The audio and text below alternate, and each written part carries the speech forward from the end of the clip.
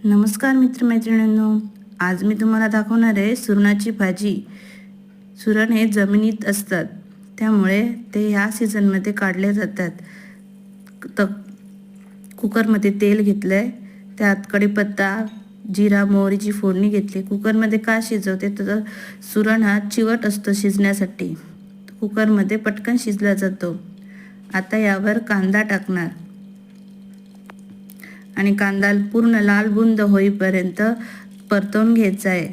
कांदा टाकला, हा कांदा आता पूर्ण लालबुंद होईपर्यंत परतवायचा आहे, नाहीतर तो मध्ये मध्ये कचकचीत लागू शकतो. फुल गॅस ठेवून कांदा भाजून घ्यायचा आहे चांगला. हा बघा असा. आता त्यावर टोमॅटो टाकूया. टोमॅटो सुद्धा कांद्याबरोबर एकजीव झाला पाहिजे, म्हणजे कसं त्याची ग्रेव्ही सुटते आणि आपल्या वाटणातल्या ग्रेव्ही बरोबर एकसंध होऊन छान चव येते. कांदा आणि टोमॅटो चांगले भाजले गेलेत. आता त्यावर मसाले टाकून घेऊया.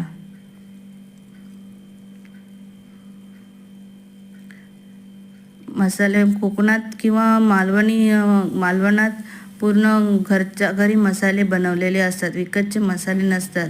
आलं लसूणची पेस्ट टाकली आहे मध्येच.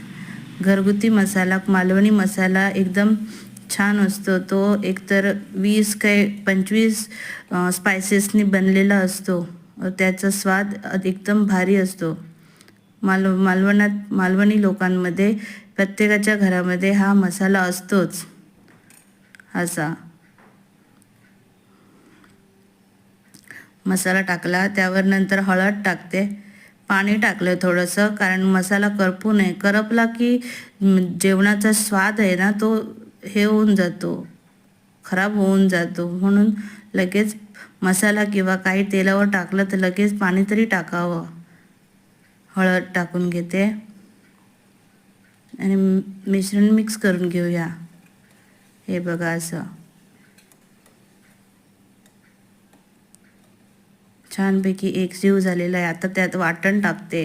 वाटण फ्रीजमध्ये होतं, त्यामुळे ते पडत नाही आहे, त्याचा गठ्ठा झाला आहे.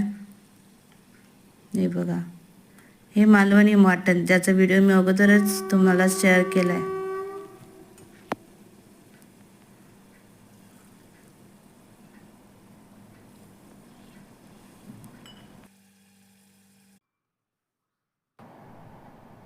अशा प्रकारे ही बघा भाजी तयार आहे, एकदम चिकन सारखी.